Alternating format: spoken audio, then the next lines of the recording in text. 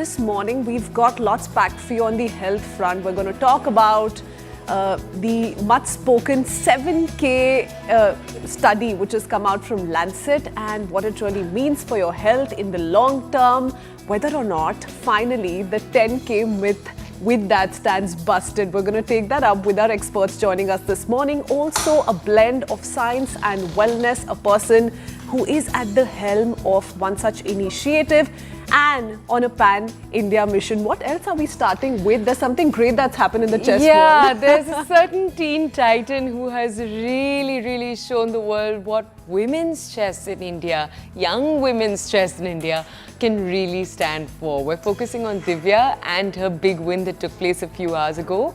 It is a day and a show full of happy health news largely. So tune in today, watch today's show with your family. We have all the recommendations for you on cutting edge science right here. My name's Toya. Let's head in very quickly to all of the headlines.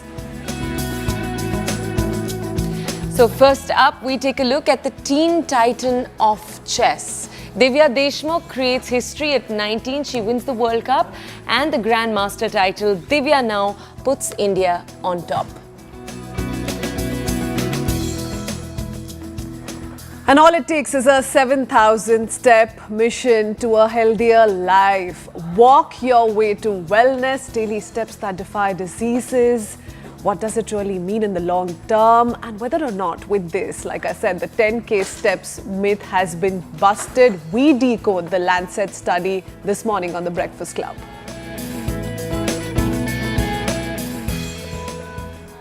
And then wellness gets a glow up. Science meets self-care as Elixir Wellness has a pan-India mission, wellness that works and beauty that lasts. We talk about all the newest science in India for wellness. Also, a little bit of how Bajaj NS400Z performance meets power. Bajaj's boldest ride yet. Can it redefine street performance? Is it thrill or just talk? The full ride in review this morning on The Breakfast Club.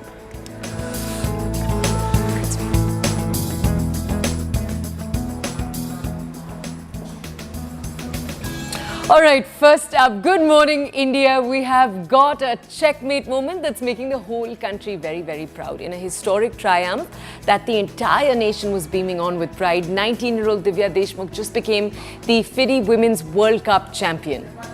That's right, she's made headlines around the globe after this intense final in Batumi in Georgia, where she took down none other than India's #1 and reigning world rapid champion Koneru Hampi. Now, get this, Divya wasn't even in the top 10 seeds, entering the tournament as the 15th seed, but she powered her way through, defeated some of the world's best. After two nail-biting classical games that ended in draws, it all came down to this, to the rapid tie breaks. And what a finish it was. The first rapid game was calm, composed, a draw.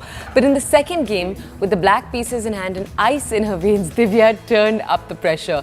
Now we're just showing you those visuals. Hampi, under an intense time crunch, slipped. Divya pounced on the opportunity like a champion. And it gets even better. This victory gives her the final Grandmaster norm that she needed, officially making her the 4th Indian woman ever to become a Grandmaster, the 88th Indian overall to earn this very elite title. There was a lot of cheering going on here in India. It was an India versus India indeed. The Prime Minister also congratulated Divya Deshmukh, called it a historic final. At just 19, Divya Deshmukh has not just won a title, she's announced her arrival as a force to reckon with on the global chess stage. India, meet your new chess queen. This is how she broke down when she met her mother after this historic win.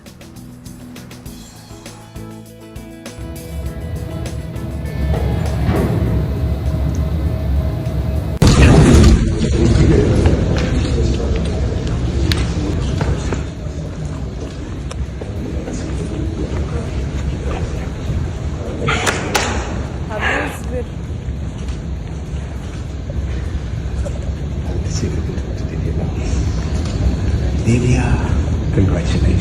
That was an amazing looking game.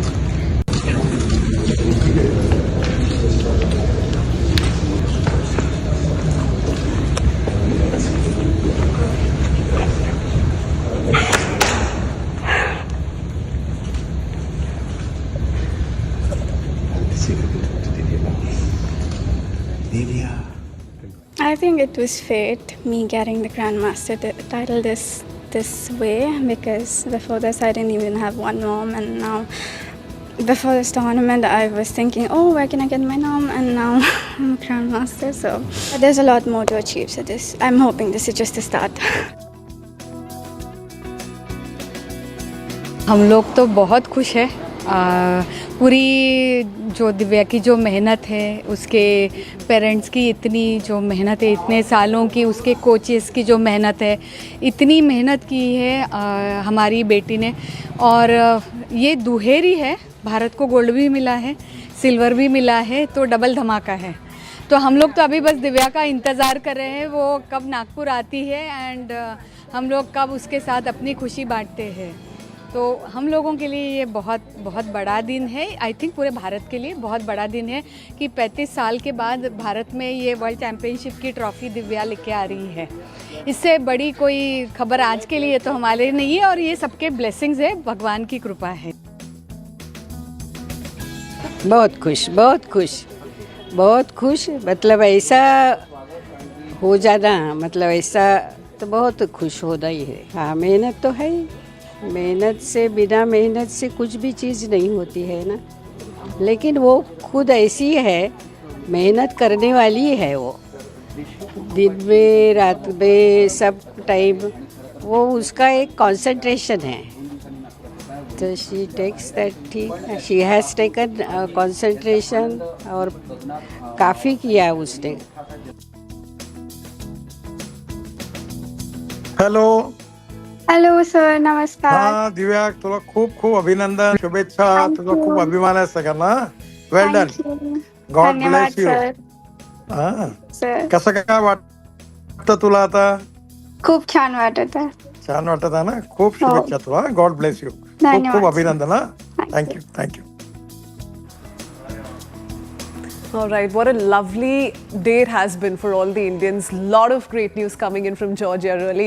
And here's now moving on to another reason why you must get your moves this morning, why you must get into action already. We're going to talk about a new study that speaks of how just 7,000 steps a day could be all it takes to boost your brain power and cut your risk of diseases like cancer, dementia, several heart diseases as well. The research published in the Lancet Public Health looked at data from across the world, tracked how daily steps affect everything from your body to your brain. And the message is clear, a little movement goes a long way. But one of the reasons this is such a big headline, because it's not 10,000 steps, it's just 7,000 that can start that change. And what that means is you have a more realistic goal, big health wins coming along with it. This research was published in the Lancet Public Health Journal. The study highlights how regular walking can do wonders for your body, your mind, and you don't need to become a marathon runner. Even in short bursts, you can protect your health. So here's the kicker. 7,000 steps a day can lower the risk of heart diseases, cancer and dementia. Like I said, it also improves brain health and physical function. Yet, 1 in 3 adults globally are not active enough. Physical inactivity is now linked to or linked up to 8% of global diseases. That's a huge number. We're going to break it down with our expert joining us this morning. Yeah, contrary to the popular belief that 10,000 steps is the golden numbers, this now new research finds that a more achievable target still develops powerful health benefits. So you're watching us right now. We want you to make sure just today and in the next week, start small, get those 7,000 steps in. A 47% lower risk of death, 25% lower risk of heart disease, 38% lower risk of dementia, 14% lower chance of developing type 2 diabetes, 22% reduction in depression risk, and even a 6% lower risk of cancer. This is what the study finds comes with just this benchmark, 7,000 steps. And very clearly, less really is more. Even if you're just easing into your day with your morning tea or coffee as you watch us, a quick walk later could be one of the best things you do for your health. So don't wait on this one. Get going already. And joining us this morning is Dr. Manish Singhal. He's an oncologist. He's going to give you reasons more than one to follow this religiously. A very good morning to you, Doctor. Hope you're doing well. First up, hi, good morning. Hi. Dr. Manish, let's talk about how For the longest time, at least the last 5 to 7 years, we've been hearing so much about 10,000 steps a day. That's what it takes really to lead a healthy life. That's come down to 7,000. So that's great news for those who were struggling with that 10,000 target. But traditionally, the focus was really on heart diseases, overall mortality, and now this Lancet study is focused on several other health outcomes. How do you decode this entire study for us and take us through all the technicalities that we've missed out on? So I think this is an important study, and this is based on their PubMed research and Google Scholar research, that what data has been published so far across the world about this very practical metric of number of steps and the health outcomes. Of course, whenever you do a study which is retrospective and you try to get data on board, there are certain flaws, there are certain limitations of this study, but there are certain interesting things about this study.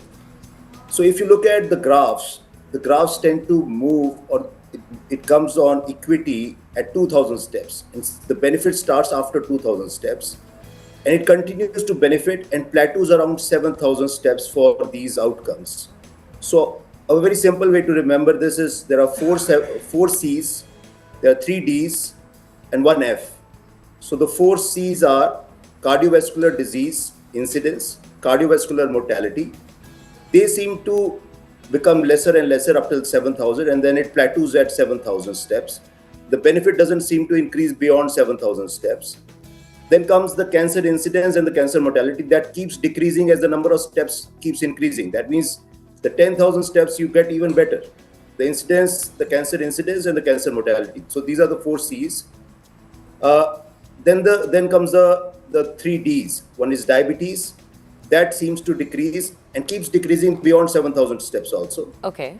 Then comes dementia. Dementia also keeps decreasing. Then comes depression. Depression seems to plateau around 7,000 steps and doesn't become better beyond 7,000 steps. Falls keep decreasing as the number of steps and then plateaus around 7,000 steps. So I think it's not just about 7,000 steps you're doing more, you're likely to get better on certain outcomes. It's not that it plateaus at around 7,000 steps. But for cardiovascular mortality and cardiovascular disease incidence, it seems to plateau around 7,000, 8,000 steps. So the study is important, there's no doubt. And it's a very practical metric. It's very easy to adopt this metric. And of course, there are certain limitations. So it's based on the various researches which has been done. So there can be a lot of biases, recall bias, and how you are actually gauging this metric. But yes, certainly. And as I said, that 2,000 steps is the unity line when there is no benefit. And if you're doing less than 2,000, the risk is higher. So those graphs are very important to study for each of these outcomes, that at 2,000 steps, you reach the unity, but beyond 2,000 steps, your risk keeps decreasing. So even if somebody is doing, say, 4,000 steps, their disease is lesser. Okay. It plateaus around 7,000 steps.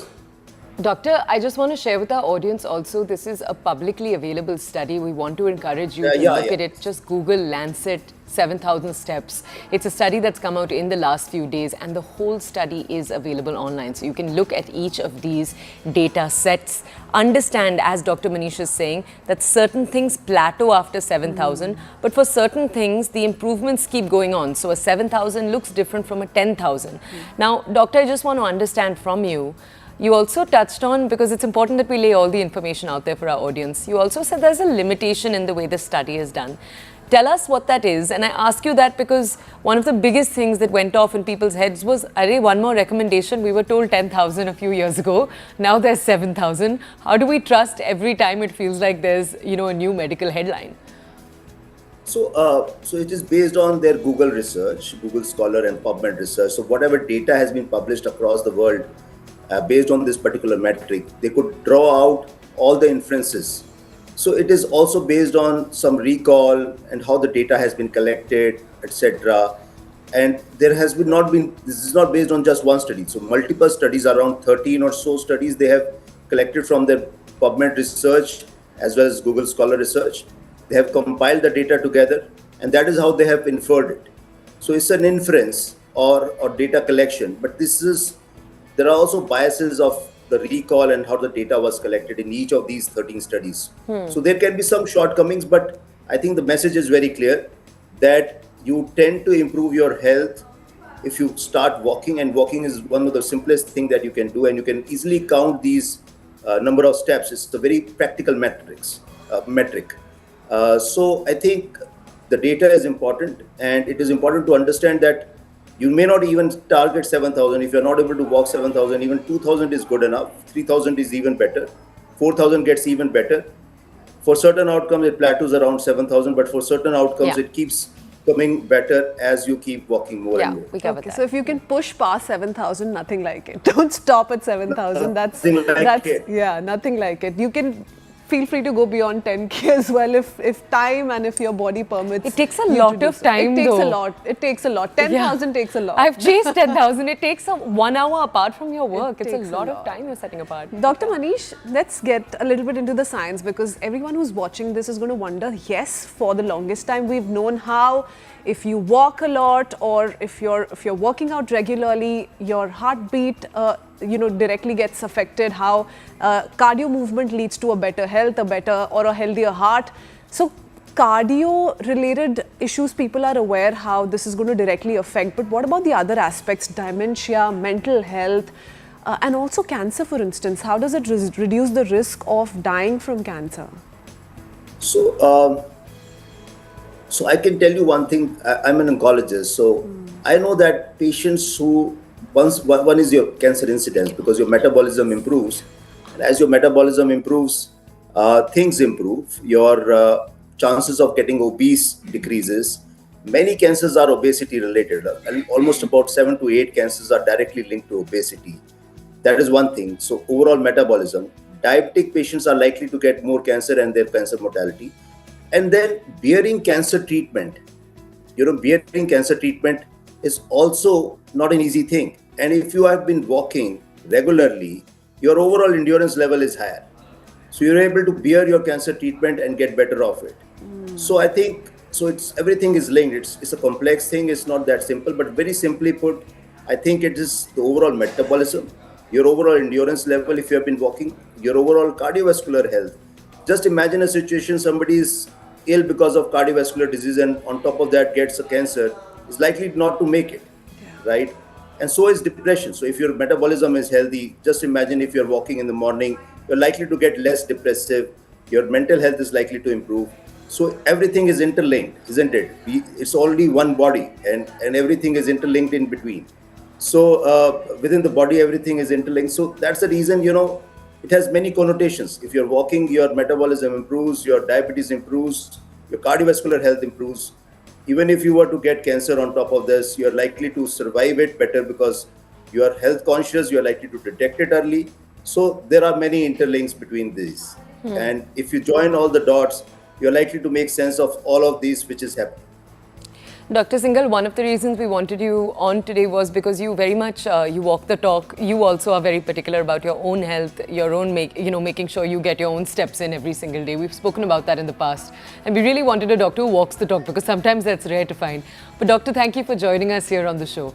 We're going to take you, our audience, now to someone slightly different. Ravi Krishna joins us next. He's the founder of Stepathlon Lifestyle. Stepathlon works with sports teams. Ravi will just tell our audience what you do. You work with sports teams, leagues, events, brands, and you basically give year-round fan and community engagement. It's really interesting. Essentially, you can work with your favorite team and complete a fitness challenge. So you can, for example, complete a challenge of 10,000 steps or 7,000 steps with your favorite team. And this is a really, really interesting, very unique model. Ravi himself you're a global pioneer in sports, and you've been so for decades. Ravi, tell us first, this study that we're talking about, where it says that really 7,000 is the benchmark where a big difference starts. But we do want to understand getting people moving in the first place. That's the hard part.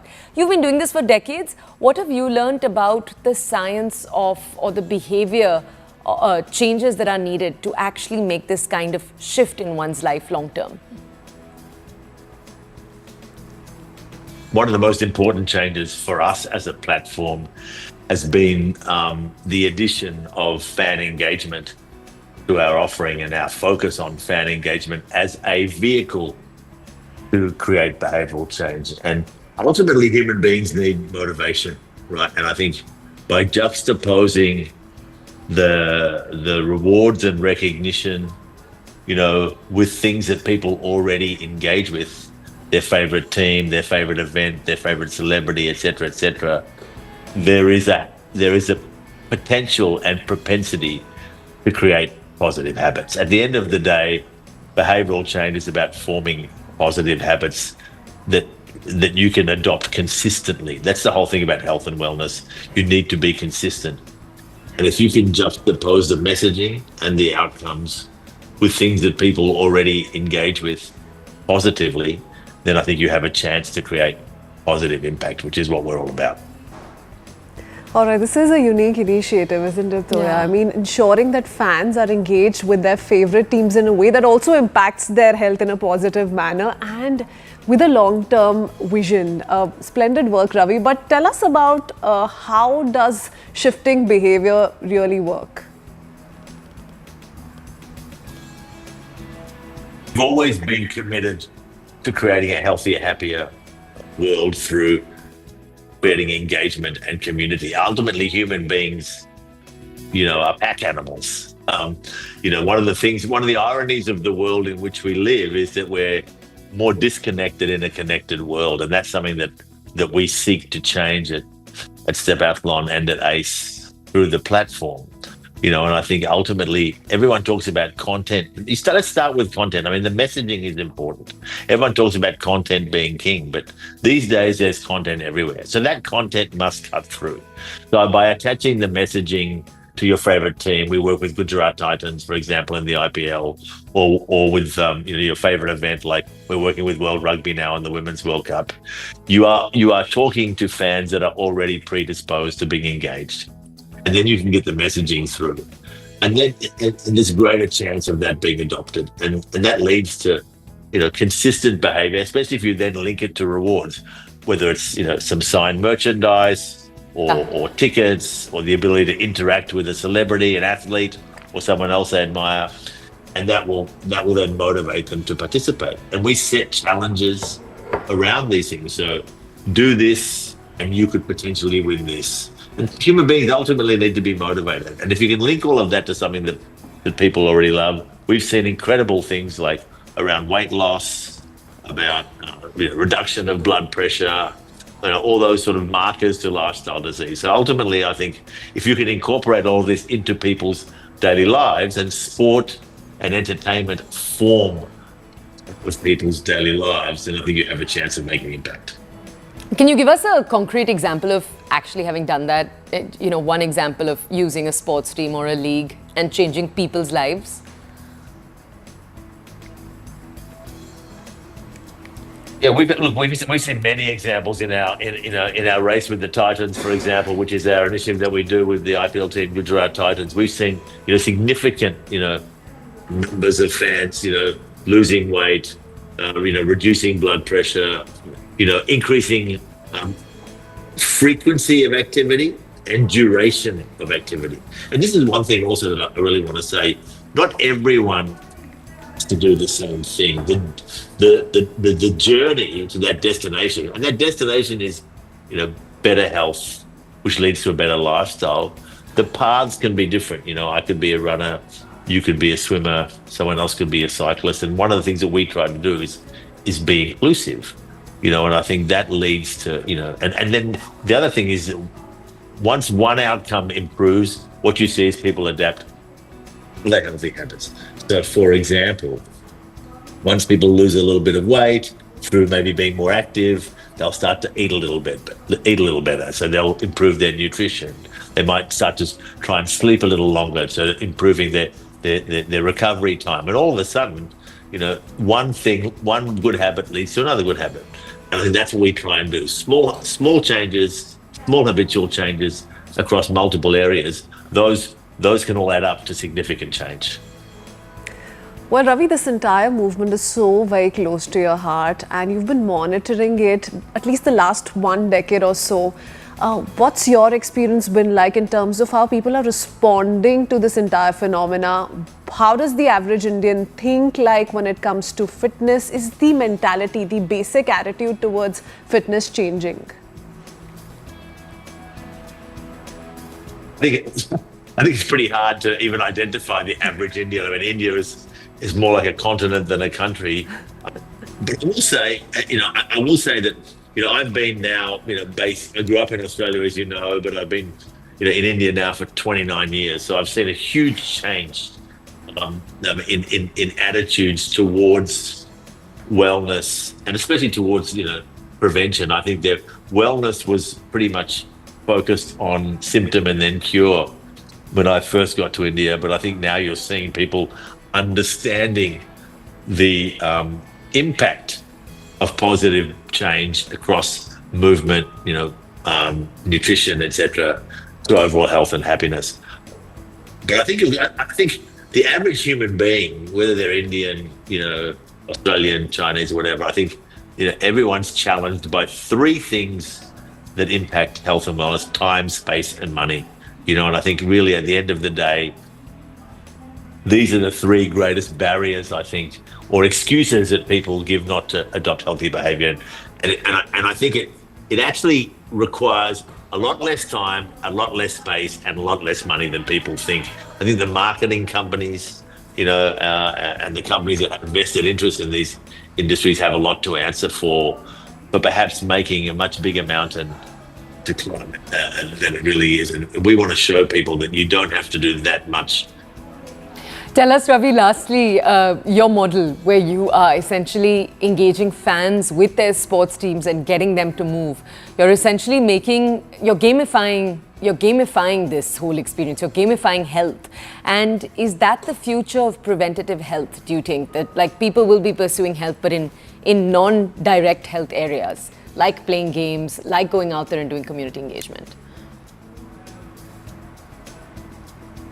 We are the only animals who will eat what's bad for us, drink what's bad for us, do what's bad for us consistently. If you put bad food in front of a dog, the dog will walk away. It's instinct, But we because we're a different kind of animal, we will do things that we know are not necessarily good for us. So I think, but if we can link it and I said, to things that we love and that we have a disposition to be engaged with, I think that can be hugely impactful. And that's why Step Athlon has got a primary focus now on working with rights holders and brands in sport and entertainment, because we think beyond the commercial impact, there can be a human impact. And we're seeing that already with our exceptional work with the Gujarat Titans. They've already had almost over 500,000 people participate in that initiative.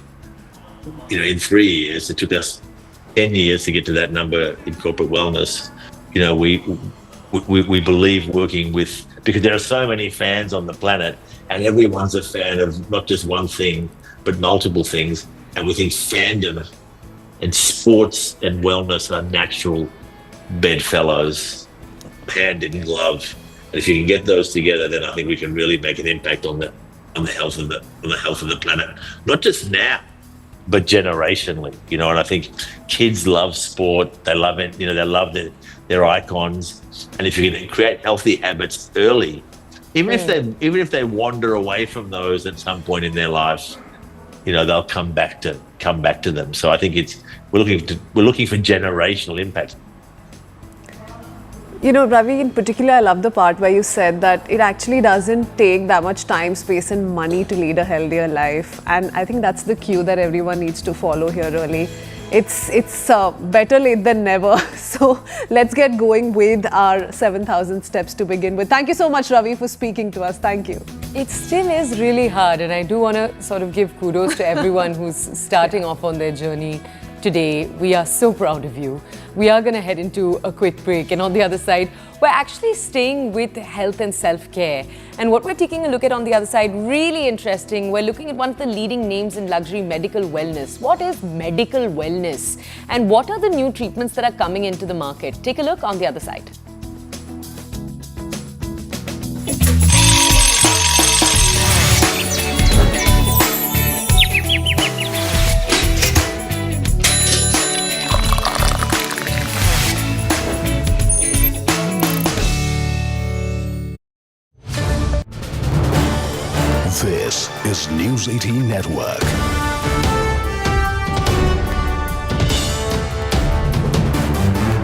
India's largest news network. All right, we're getting some breaking news at the top of this bulletin. At least 5 people were reportedly killed, including a New York Police Department officer in a shooting in New York's central Manhattan. The shooting took place at a skyscraper in a crowded part of Midtown Manhattan. According to NYPD, the shooter has also been neutralized. All right, my colleague Akanksha Swaroop is with us on the phone line, who's tracking this story. Akanksha, do we have any information or any affiliation of this shooter? Right. Very good morning to you, Arun, and all our viewers. And what we do know that they have been able to, and by they I mean the NYPD, which is also being assisted by the FBI New York agents, has tentatively identified the gunman as a 27-year-old from Las Vegas. And he died from what is believed to be a self-inflicted injury, and has been identified as a 27-year-old from Las Vegas. Chilling photographs of him have surfaced on social media, where he can be seen entering this massive skyscraper, which is over 600 feet tall, houses several corporate houses like even Blackstone. And you can see, as you rightly highlighted, this man entering the building in a bulletproof jacket, even a tall sort of frame he's got. He's also carrying a rifle in his hands. But what's even shocking is that he's managed to kill at least 5 people. That also includes a New York police official. The shooting occurred at the skyscraper located at Park Avenue, and as I've highlighted, it includes several corporate offices. That also includes the National Football League's office, Arun, even Blackstone. And the police have shared the photo of this gunman walking inside the building carrying this long rifle. And at least 5 people have been dead. And even though the shooter has been neutralized, they are still counting. Perhaps the death toll could go, could rise further. And in fact, unfortunately, even an NYPD officer lost his life during this entire shootout.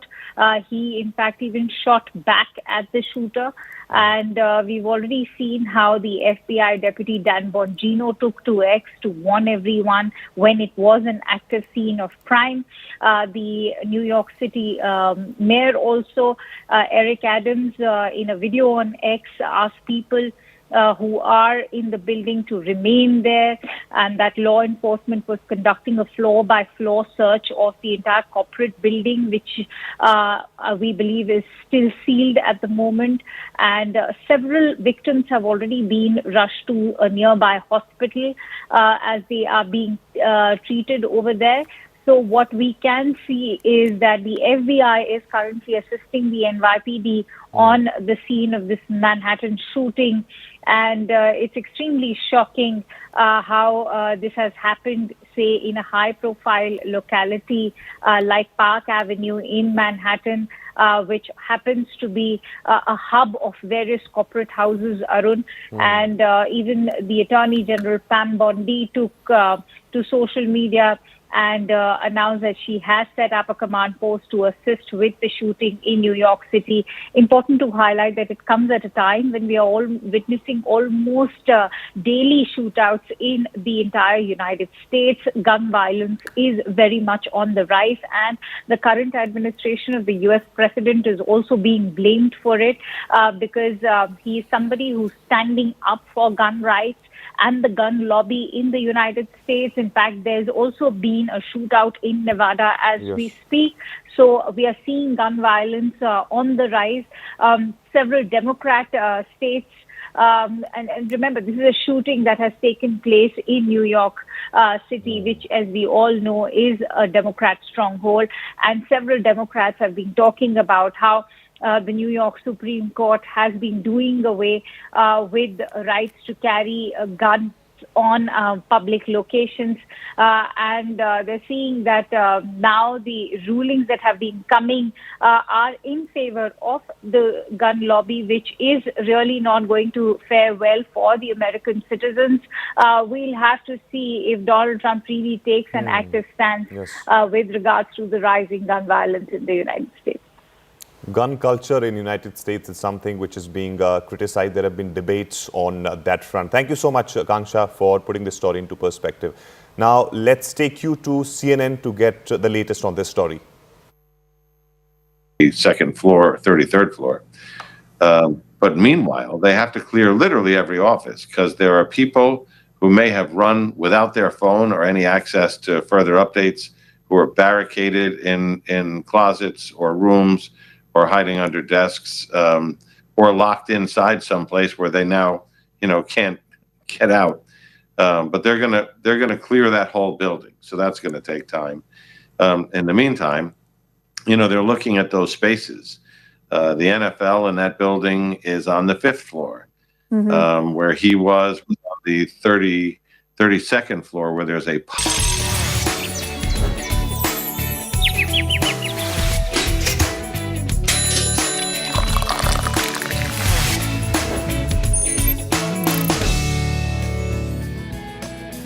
Welcome back to the Breakfast Club. If you've been hearing phrases like biohacking, infrared saunas, cryotherapy, you aren't alone, and we're hoping our next segment will decode what some of these very foreign sounding therapies sound like, because today these are all treatments and programs that you can access comfortably in India.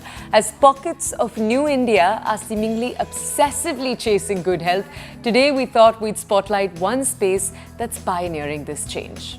Let's talk about Elixir Wellness. It's just launched its brand new center in Mumbai's Chembur, and it's all about science-powered self-care. Behind it all is Tanya Khubchandani. She is a public health expert, an entrepreneur, and the voice behind Mommy Diaries on social media. She's on a mission to help you live smarter, not harder. So let's quickly go across to Tanya, who's live with us this morning on the Breakfast Club. Hi Tanya, hope you're doing well. Tell us about your wellness center first up, a science-led path to achieve total wellness. Sounds fascinating. What are the methods, the techniques you use at Elixir?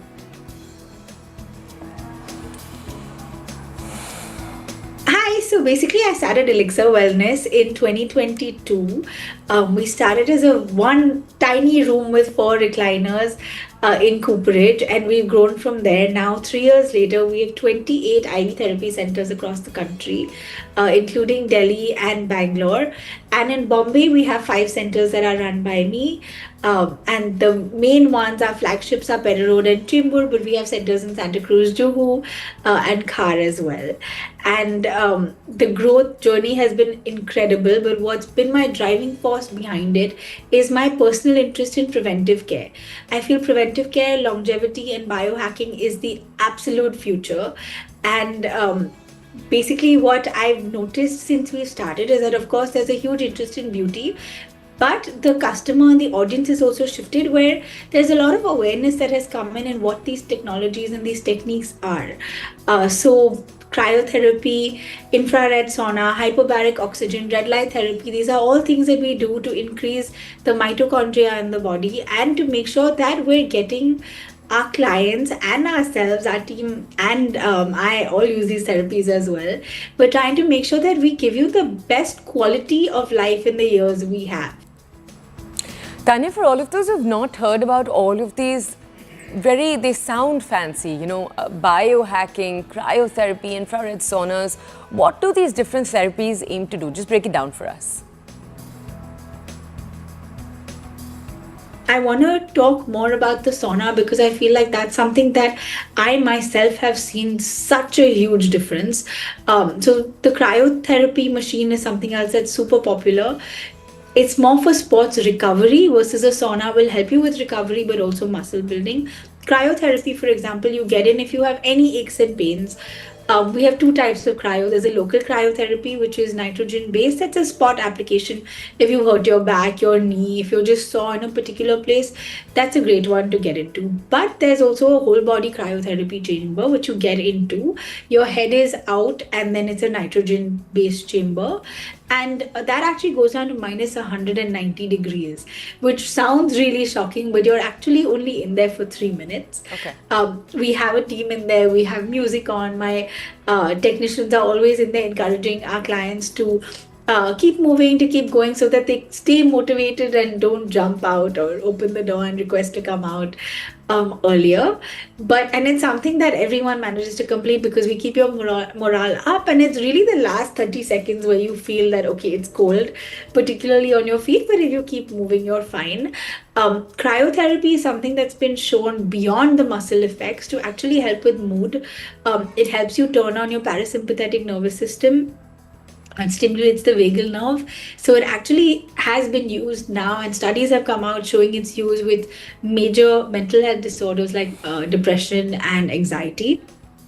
Okay, lovely. Tanya, the whole idea of preventive care is that it comes with life tools that are for everyone, not just those seeking medical help, for instance. But typically, traditionally, going by the mindset, people look for a doctor when in need. Preventive care is traditionally considered a luxury. How do you aim to then normalize this through your initiative? So we talk a lot, even on our social media and on our pages, about the cost. Our costs are not so prohibitive. They're actually, we have packages starting from 2,000 rupees. Our basic consult is 1,000 rupees. So it's very, very affordable if you come in. We have an unlimited package for sports recovery, which includes sauna and a set number of cryotherapy tools and a set number of massages and trigger point release as well, which is literally 20,000 rupees a month for unlimited sports recovery. So what we really aim to do is to make it as affordable as your gym membership, if not more affordable, because everybody who works out, you're actually, so when you're in the gym, you're breaking down your muscle, you're not building it. It's in the recovery phase where that muscle building happens. So we've tried to make sure that anyone who's working out can afford to come in and do our sports recovery program, so that they're actually giving their body that recovery and rest time. Even if you're someone who, like me, works out every day, you need to make sure that your body is getting that break to build the muscle, because that's not what's happening in the gym. Tell us, since 2021, just tell us, have you seen the number of people that are opting for these treatments rise? What's that change you're seeing? Absolutely. So since we started our research and our back end and our testing in 2021, we opened our doors on March 7th, 2022. And in 3 years and 4 months, it's amazing how not just the number of clients have changed, but the mindset has changed. So when we started, even if I show you the messaging that we did on our feed and on Instagram and what we spoke to people, and the questions we were getting, it was, what is IV therapy? How does this help? What is the difference between a mani facial and a parlor facial? Why should we come to you versus going to a parlor? So a lot of our messaging was around education and what we actually do. Now the questions we get are very different.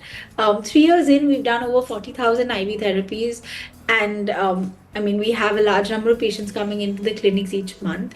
And I have to say that the customers are a lot more educated than they were 3 years ago. Okay, Tanya, given this pattern, how you're seeing a visible shift, what do you make of the future of preventive care in India?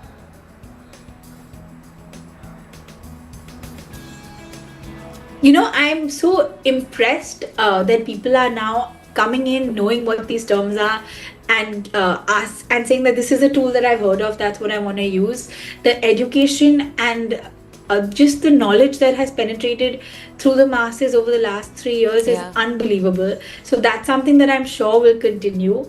And I'm really looking forward to seeing how that changes. What we're also seeing simultaneously is technology changing really quickly and really fast. Diagnostic technologies have changed. You now have these whole body MRIs that are really giving you a good picture of what's going on across the body. So I feel with changing technology, as a company, we're keeping up with that as well. We're making sure that if someone comes in with a problem, we have a fix for it. And I'm really excited to see how this evolves in the future. Of course, keeping up with technology is an expensive proposition, but we're blessed that we've had such a great reception over the last few years, and we're so well supported that we can keep up with what our clients want. It's super fascinating what you're doing, Tanya, and it's very cool that you're a pioneer in this segment already. Thank you for joining us here on the show. We actually did a show on the pros and cons of IV therapy a few months ago and discussed. Lovely. Yeah.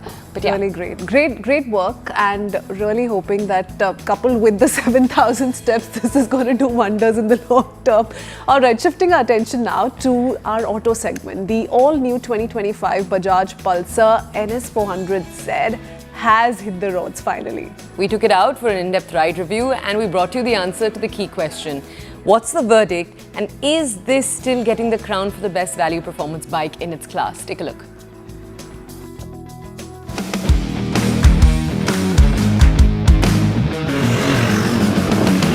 The Bajaj Pulsar NS400Z. It didn't really set the sales starts on fire the moment it came. Probably because it was a bit late to the party, probably because KTM had already established and normalized the 400cc segment. But people soon realized that like the rest of the Pulsars, even the 400Z is a lot of bang for the buck. It's a lot of motorcycle for the money. And that's something that people started appreciating. But honestly, I think KTM did steal a bit of the thunder away from the Pulsar. The delay in launching the Pulsar 400Z did really hamper its sales. It probably could have done a lot better. It could have had a much better start had it come maybe half a decade earlier. So Bajaj clearly realized that. So they thought it was time to give the Pulsar a few more things. In fact, they also listened to a few complaints that we had as media, as customers with the 400Z. So it's all come together now to make this the 2025 Pulsar. But is it all enough to justify that 8 to 10,000 rupee premium that you will pay for this motorcycle over the outgoing bike? That's exactly what we are here to find out.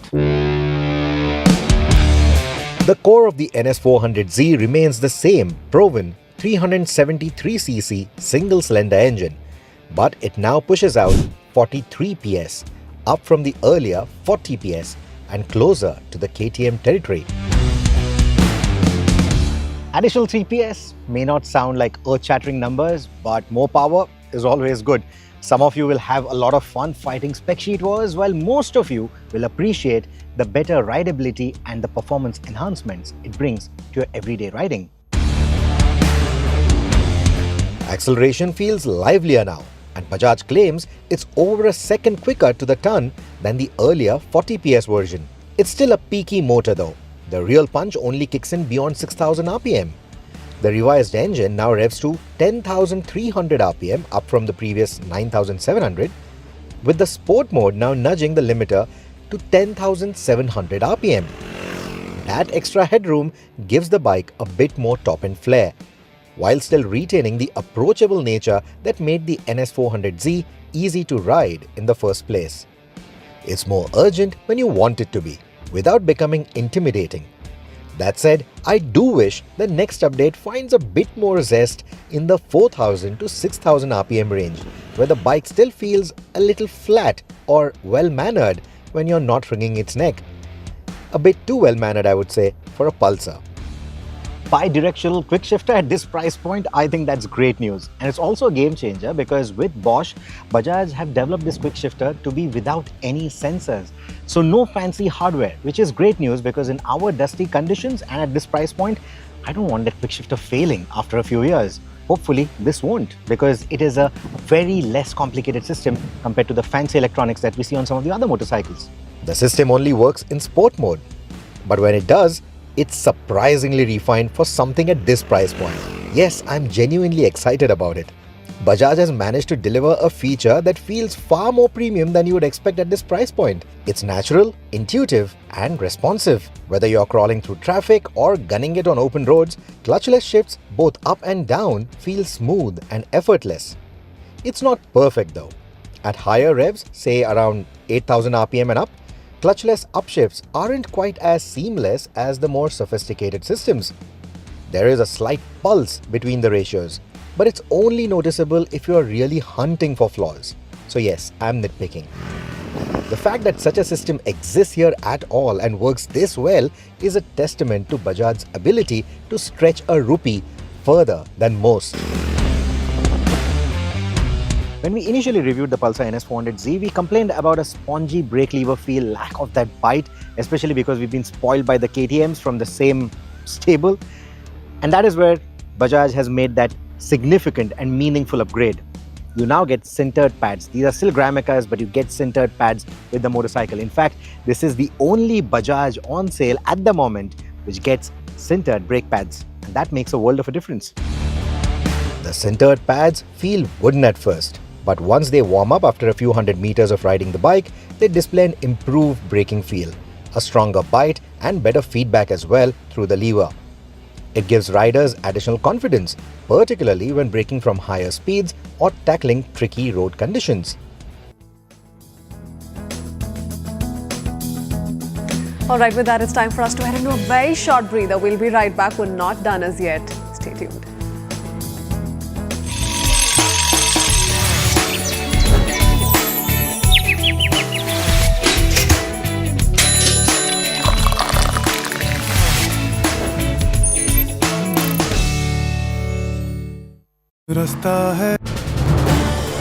This is News 18 Network.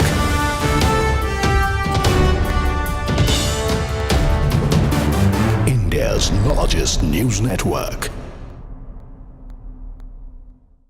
All right, we're getting some breaking news at the top of this bulletin. At least 5 people were reportedly killed, including a New York Police Department officer in a shooting in New York's central Manhattan.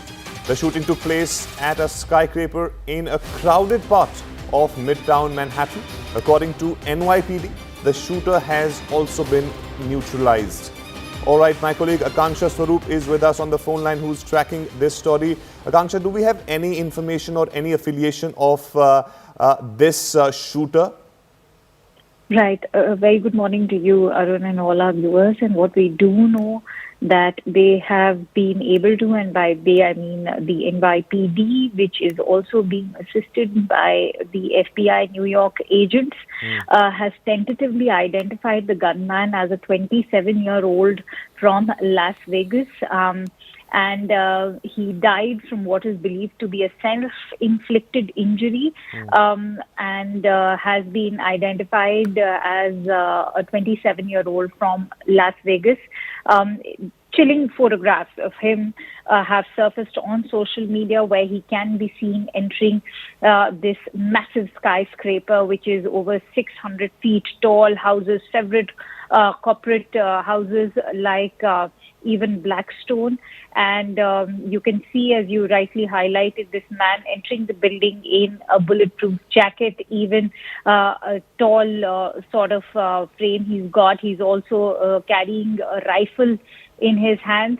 But what's even shocking is that he's managed to kill at least 5 people. That also includes a New York police official. The shooting occurred at the skyscraper located at Park Avenue, and as I've highlighted, it includes several corporate offices. That also includes the National Football League's office, Arun, even Blackstone. And the police have shared the photo of this gunman walking inside the building carrying this long rifle. And at least 5 people have been dead. And even though the shooter has been neutralized, they are still counting. Perhaps the death toll could go, could rise further. And in fact, unfortunately, even an NYPD officer lost his life during this entire shootout. He, in fact, even shot back at the shooter. And we've already seen how the FBI Deputy Dan Bongino took to X to warn everyone when it was an active scene of crime. The New York City Mayor also, Eric Adams, in a video on X, asked people...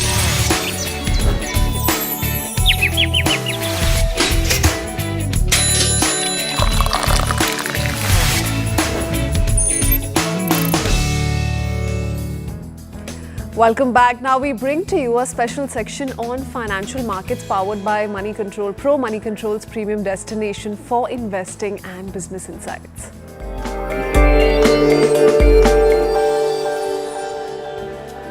Well, we start with markets. GIFT Nifty is indicating a weak opening for Indian stock markets. Asian stock markets dropped.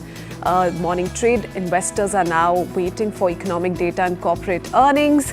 US stock markets closed yesterday on a dull note. Crude oil prices also edged higher, lifted by hopes of better economic activity. All right, let's take a look at a sector in particular now. With increasing awareness and availability, medical diagnostics providers are in a healthy place. Their growth is driven by higher footfalls and an increase in price of their tests and services.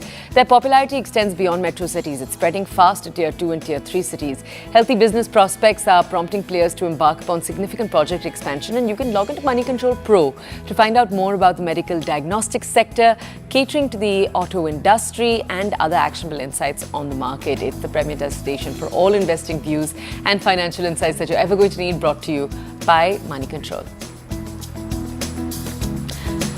And with that, we are drawing our show to a close. We are not even halfway through the week. We have a lot of action-packed episodes left for you.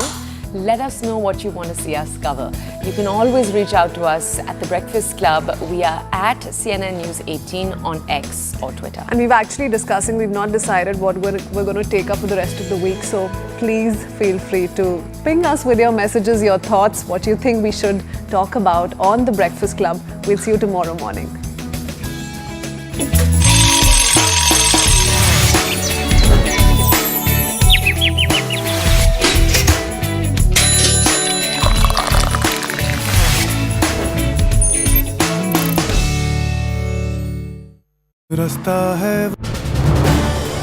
This is News 18 Network.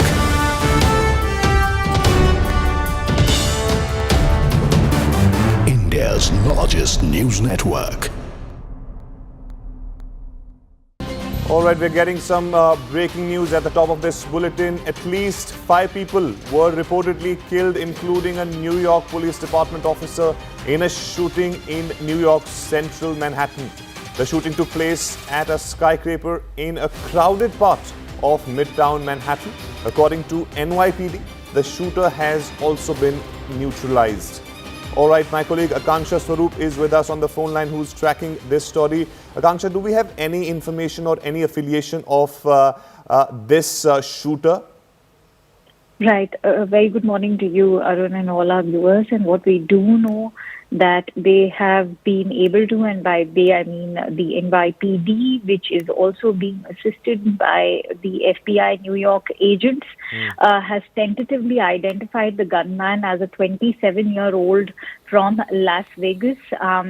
And he died from what is believed to be a self-inflicted injury, and has been identified as a 27-year-old from Las Vegas.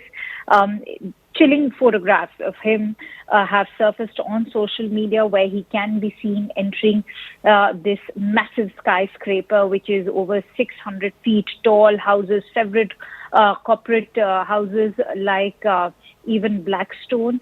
And you can see, as you rightly highlighted, this man entering the building in a bulletproof jacket, even a tall sort of frame he's got. He's also carrying a rifle in his hands.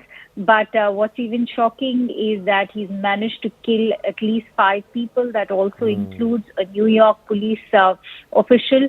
The shooting occurred at the skyscraper located at Park Avenue, and as I've highlighted, it includes several corporate offices. That also includes the National Football League's office, Arun, even Blackstone.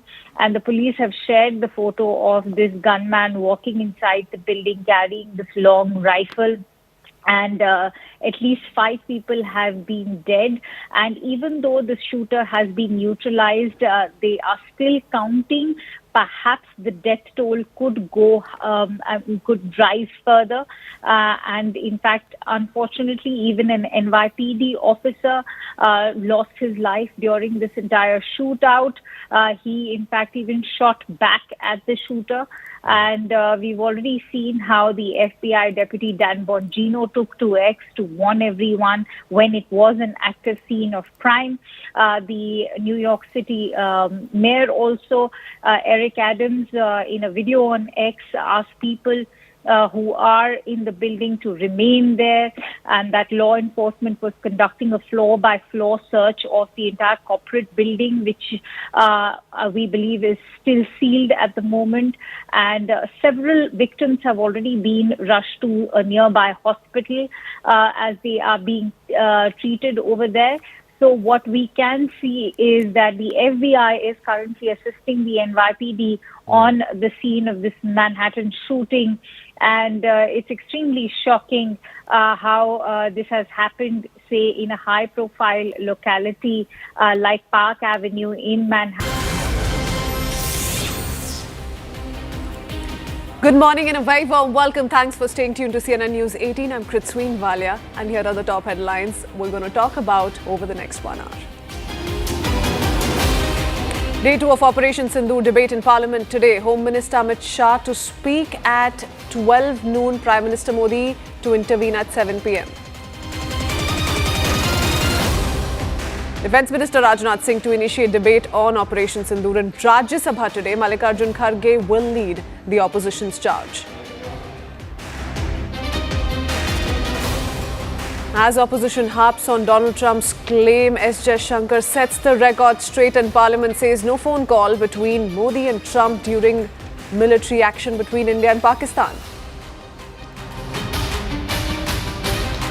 As opposition heckles S. Jaishankar during Operation Sindoor debate, Amit Shah castigates them for trusting other nations and not the External Affairs Minister, says you will sit there for the next 20 years. Shashi Tharoor, unlikely to speak in Parliament, says need to be consistent with what I said during the outreach to other nations, but also can't go against party lines since a whip has been issued. 3 foreign terrorists killed in Operation Mahadev, their role in Pahalgam attack being probed. Officials say identification process underway. 4 killed in New York shooting, including police officer and the suspect.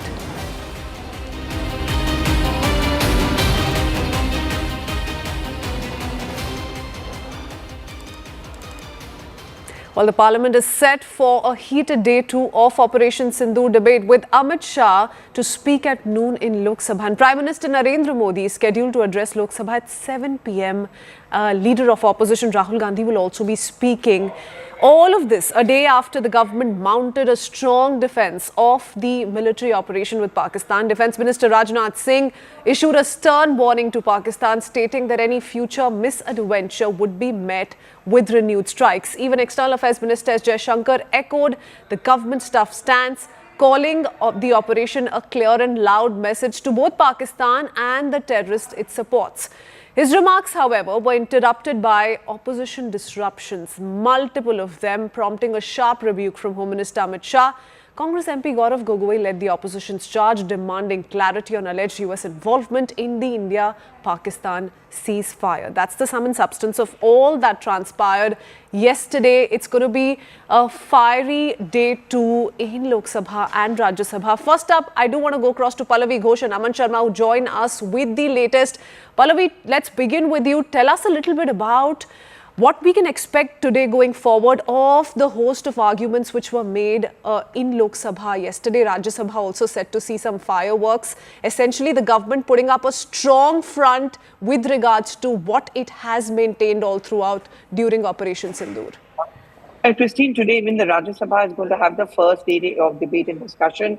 And because he's the nodal minister, the defense minister, Mr. Rajnath Singh, is going to initiate the debate and the discussion in Rajya Sabha. And, Mr. Kharge, JP Nadda, Derek O'Brien of the Trinamool Congress, huge line of speakers. But I think what happened in Lok Sabha is actually going to set the stage as far as Rajya Sabha is concerned. But I think all eyes today on Lok Sabha, Christine, because today actually going to be all the explosive debates and discussions. Of course, the biggest one of them all is going to be that of the Prime Minister. Roughly around 5 to 6 p.m. is when we are expecting him to respond as an intervention on the Operation Sindoor. Lots has happened since then. We have been reporting about Operation Mahadev. We have been talking about lots of charges coming in from the opposition that Op Sindoor was a failed operation, a Shashi Tharoor and a sulking Manish Tiwari. All of that has actually put many reasons why the opposition is on a back foot. Controversial comments coming in from a Kalyan Banerjee, Priniti Shinde, whose comments have been expunged. Apart from that, comments made by Dipender Hooda. So I would say that the Prime Minister certainly is going to be putting the opposition parties on the back foot even more. And this is exactly what many in the opposition, like the RJD and AAP, were fearing. They had cautioned the Congress, don't insist that the Prime Minister speaks, because, you're just going to give him a platform and he is going to make it very difficult for us for the 1.5 hours that he's going to speak. But apart from the PM, of course, as LOP, Rahul Gandhi is also expected to speak, but only after the Home Minister. Home Minister will speak around noon, which is when the question hour ends. After that, Rahul Gandhi is expected to speak. Priyanka Vadra is another big speaker I would watch out for. She didn't speak yesterday, but she is going to be speaking today post-lunch. Akhilesh Yadav is another speaker from the Samajwadi Party. We can be expecting to watch out for. So Lok Sabha is going to have a lot of meaty debate and discussion, big bang, explosive comments. And of course, the Prime Minister is going to bat from the front foot, very much taking on the opposition and expose what he would call the hypocrisy, the double standards, and how when it comes to nationalism and national security, they are always been caught on the back foot. And also very quickly, Christian, I wouldn't be too surprised if he takes a dig at the Congress party over the Shashi Tharoor issue. Oh, yes, absolutely. In fact, that's one issue that's making headlines constantly, and not just yesterday. We've seen this happen for the last so many days. Pallavi, I'll come back to you in just a bit. Arunima and Akash Sharma join us on the broadcast too. But before that, Aman, what do you see going into the Rajya Sabha proceedings? It's going to be a showdown between Defence Minister Rajnath Singh and Mallikarjun Kharge. Of the statements that were made by the Raksha Mantri in Lok Sabha yesterday, what's been the biggest takeaway for you think is going to move into Rajya Sabha this morning? Well, Christine, first we are looking forward to this pouring rain to stop. It is absolutely pouring in the monsoon session of Parliament today. And, yesterday also we had a very, very heated and hot discussion. We started with the Defence Minister putting out on record, what happened during Operation Sindoor, questioning the Congress action, or rather the inaction after the 26/11 attacks, when any, military action which was proposed at that time was shot down by the top ministers of the government. Even at the diplomatic level, Rajnath Singh said we could not secure any backing from the global community after the 26/11 attacks, with the BRICS which happened just after 26/11, not even having a mention of the 26/11 attacks. Rajnath Singh painted a picture of complete contrast with what has happened after Operation Sindoor. Not only did India go inside Pakistan and smash the terrorist headquarters inside Pakistan as well as Pakistani air bases, we also secured world support from nearly every country for Operation Sindoor and a condemnation of what had happened in Pahalgam. We saw Gaurav Gogoi of the Congress, trying to counter the government on the issue of what Donald Trump has been saying. But then we saw a very forceful interjection by Home Minister Amit Shah, who said that the opposition is not believing the External Affairs Minister of the country, S. Shankar, who is speaking on oath in Parliament, but is believing some other leader of some other country. And he said this is the reason that those people who are sitting in the opposition will continue to sit in the opposition for the next 20 years. So very, very strong comment coming from Amit Shah there, some goof-ups also, I would say, by the opposition. The comments by Dipinder Hooda, the comments by Sriniti Shande, the daughter of the former Home Minister, who called used a word which has been later been expunged from the records for Operation Sindoor. Today, of course, we have the Home Minister Amit Shah leading the charge. He will be the first speaker in the Lok Sabha, followed maybe by Rahul Gandhi and Priyanka Gandhi. And then we'll have the big bang speech by Prime Minister Narendra Modi around 6 p.m. today in the Lok Sabha. And this is going to be a very much awaited speech, because this is the occasion that the Prime Minister could take to really question the Congress Party's stand, to question the Congress Party's nationalism and patriotism when it comes to questioning various aspects of Operation Sindoor. The Prime Minister and the Home Minister could stress that after Balakot, the Congress had questioned that did the strikes ever take place. They asked for evidence. This time they're not asking for evidence, but they're very much citing the claims of Donald Trump to corner the government. And this is something that the government could take the opposition on. Also, I think Operation Mahadev, we may get, I'm hearing from the government today, finally confirmation that one of the attackers of Pahalgam has indeed been killed in Operation Mahadev in Kashmir yesterday. If that happens, and if that government confirms that aspect, one major accusation of the opposition party that where are the attackers of Pahalgam, why have they not been brought to book, could stand, neutralized. And that is what I think we are hearing, that the government today could actually confirm that one of the attackers of Pahalgam, that is Hashim Musa, has been killed in the Kashmir encounter yesterday, which is a major success for India and a major success for our security forces.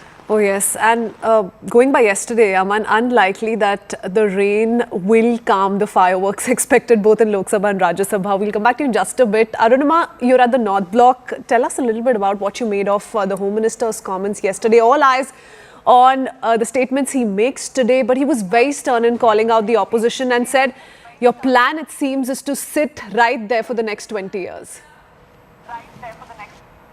Yes, just across the road is South Block, from where the intervention of External Affairs Minister came, and between Home Minister Amit Shah and External Affairs Minister S. Jaishankar, they put on record a few things that were being asked and opposition was trying to corner the government on. Number one, did Donald Trump make any ceasefire offer between India and Pakistan? Did he offer any trade-related concession? Something he has now said 27 times at last count. S. Jaishankar put it on record that there was no conversation between Prime Minister Modi between 22nd of April, when Pahalgam attack happened, and June 17th, when finally, while the Prime Minister was coming back from Canada, he had a telephonic conversation with Donald Trump. In this entire period, there was no other conversation between the two heads of state, and at no point was trade on the table when the two heads of state were having a conversation. So that's clarification number one that came from S. Jaishankar. Second, Raksha Mantri himself, when opposition was repeatedly trying to corner the government, asking,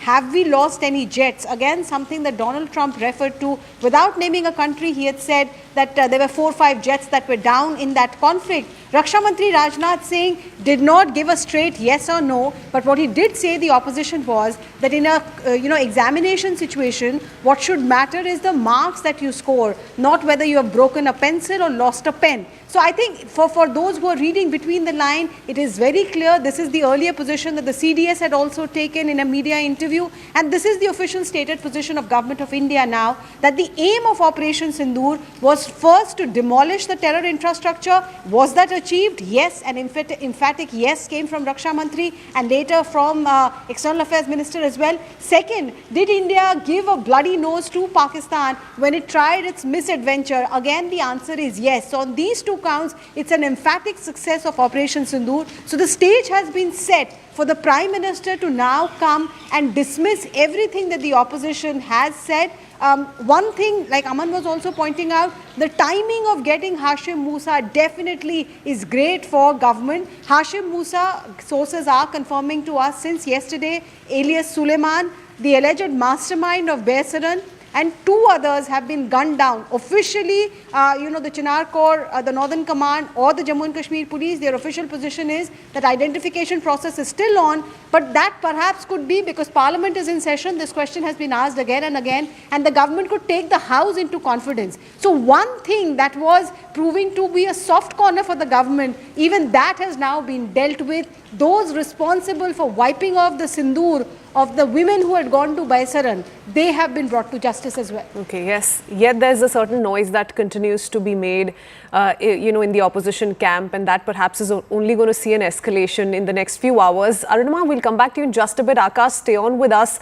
Also joining us this morning are two gentlemen, perhaps stuck in traffic owing to Delhi rain. Shehzad Poonawala, national spokesperson of the BJP, and Hari Shankar Gupta, spokesperson of the Congress. Both of you all just stay on with us. We need to shift our attention to a breaking news update that's just come in, and then we'll come back to you. We're also learning that the members of parliament of the INDI bloc will be protesting close to 10:30 a.m. on the SIR issue. So that's another issue on the periphery that the opposition is will continue to raise. Pallavi Ghosh joins us with more. Pallavi, amidst the Pahalgam Operation Sindoor action in the parliament, has this sort of taken a backseat, or is the opposition trying to constantly emphasize on the fact that we're not going to let go of this as yet? I don't think that opposition would want it to go on a backseat, and that's precisely the reason why you saw yesterday also, Christine, that even before the discussion was finally beginning in Lok Sabha, the opposition parties kept on harping on the SIR issue. What they wanted was an assurance coming in from the government that, you are either going to take it up in the Business Advisory Council meeting, and at some point of time, maybe the SIR issue will also be taken up. I think they got what they wanted, because we did have the Parliamentary Affairs Minister post-lunch actually mentioned that whatever was taken up in the BAC, we are ready to discuss anything and everything. We are not going to be shying away. That was a cue enough for the opposition that it's a battle half won in terms of keeping the issue alive inside Parliament. And you would have noticed, Christine, it was after that the discussion on Op Sindoor began in Lok Sabha. Now, obviously, these are very important political issues. Strategically speaking, the India bloc feels that, Op Sindoor may not be such a big political or electoral issue for elections in, say, Bihar and in Bengal. SIR is something which is going to hurt them the most, which is why even today at 10:30 a.m., weather permitting now, the protest will begin at Makar Dwar, which is the entrance to Parliament. Inside the House, I wouldn't be too surprised if inside the House in Rajya Sabha also, you are going to see that ruckus on the SIR issue before the discussion resumes in the upper house of Parliament. Okay, thank you, Pallavi, for that. Akash continues to stay on with us. Akash, a quick word on what you made of the Raksha Mantri's statement yesterday. A similar statement was echoed by External Affairs Minister S. Jaishankar as well, how Operation Sindoor was a loud and clear message not just to Pakistan but to terrorists who continue to peddle a lot of misadventure across the borders. Give us a sense of what you made of it, especially given that the Raksha Mantri will speak in Rajya Sabha today. Right, so it was a very well summary of what has happened since 22nd of April when we saw, these terrorists coming to Pahalgam and carrying out that attack. After that, we saw Operation Sindoor, and this time around it was a discussion on Operation Sindoor, and Raksha Mantri somewhere gave details of the operation starting from 6th and 7th May, how Indian Armed Forces carried out strikes, and then the aggression of Pakistan, how they failed in their attempts when they tried several infrastructures, and then the sort of response from the Indian Armed Forces, where Indian Armed Forces carried out strikes at several air bases in Pakistan. Rajnath Singh, in fact, several clips are going around on social media where Rajnath Singh, in fact, on the point where people have been asking about the number of jets going down or the sort of damage that we have received, Raksha Mantri said that it doesn't matter if a student has used pencil or if he has broken the pencil or pen. What matters is the fact that if he has passed the examination or not. And that is where is the thin line that Indian Armed Forces and the officers in the Armed Forces talk about. They say that they cannot come out with every sort of detail of the operation, given the fact that Operation Sindoor is still on. Yesterday we also saw External Affairs Minister S. Jaishankar putting out several sort of facts as far as intervention from, in fact, the question of intervention from the third parties, is concerned. There were several sort of, in fact, questions whether or not US President Donald Trump, in fact, intervened or mediated the sort of ceasefire, but it was categorically mentioned that it was Pakistan, and in fact, the DGMO, who called the Indian DGMO, and that's when, it was decided that, these activities will be stopped.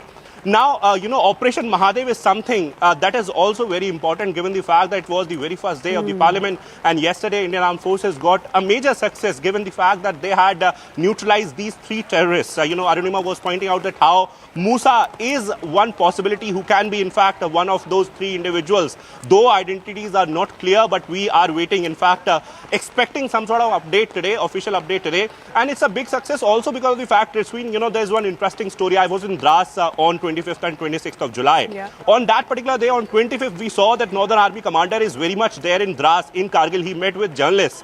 But on 26th of July, when there was, the main event, when Indian Army chief was there, when chief guests were there, he was not there. And there was a buzz that some sort of, operation possibly is going on. That's where, because of which, he has returned to Srinagar and possibly is keeping an eye on the happenings. So Indian Army, had inputs.